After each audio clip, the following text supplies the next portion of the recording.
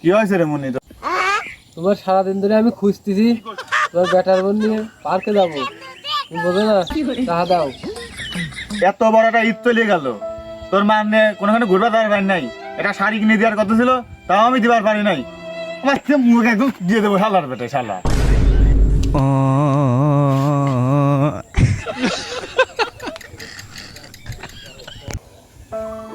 সুমনের সাল তুই বিয়ে দিচ্ছিলি কে?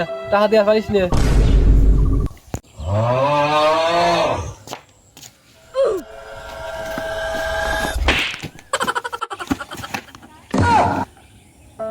আর কাজ না সব কয়া দেবো, তুই আর মারিস, তোর খবর আছে।